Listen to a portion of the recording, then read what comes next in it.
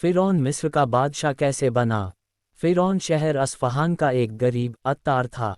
जब उस पर बहुत कर्ज हो गया तो अस्फ़हान से भागकर शाम पहुंचा, लेकिन वहां कोई ज़रिया माश हाथ न आया। तब वह रोज़ी की तलाश में मिस्र आया। यहाँ उसने देखा कि गांव में तरबूज बहुत सस्ते बिकते हैं और शहर में महंगे। दिल में सोचा कि नफ़े की तिजारत है, चुनाचे उसने गांव से बहुत से तरबूज खरीदे। मगर जब शहर की तरफ चला तो रास्ते में चुंगी लेने वालों ने कई जगह उससे चुंगी ली। बाजार आते आते उसके पास सिर्फ एक तरबूज बचा, बाकी सब चुंगी में चले गए। ये समझ गया कि इस मुल्क में कोई शाही इंतज़ाम नहीं जो चाहे हाकिम बनकर माल वसूल कर ले। उस वक्त मिस्र में कोई वबाई बीमारी फैली हुई थी। लोग बहुत मर रहे थे। फ़िरौन कब्रिस्तान में बैठ गया और कहा कि मैं शाही अफसर हूँ। मुर्दों पर टैक्स लगा है कि फ़ी मुर्दा मुझे 5 दिरहम दो और दफन करो। इस बहाने से उसने कुछ दिनों में बहुत माल जमा कर लिया।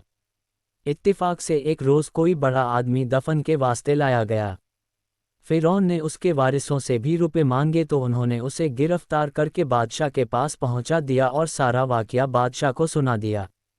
बादशाह ने फ़िरौन से पूछा, तुझे किसने इस जगह मुकर्रर किया। फ़िरौन ने कहा, मैंने आप तक पहुंचने का ये बहाना बनाया था। मैं आपको खबर किए देता हूं कि आपके मुल्क में बड़ी बदनज़मी है।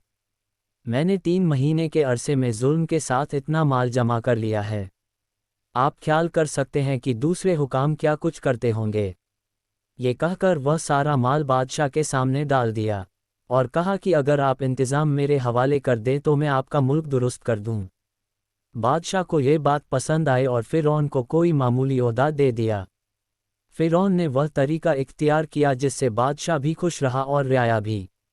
धीरे धीरे ये तमाम लश्कर का अफसर बना दिया गया और मुल्क का इंतज़ाम अच्छा हो गया। जब बादशाह मिस्र मरा तो रियाया ने फ़िरौन को तख्त पर बिठा दिया और इस तरह यह मिस्र का बादशाह बन गया।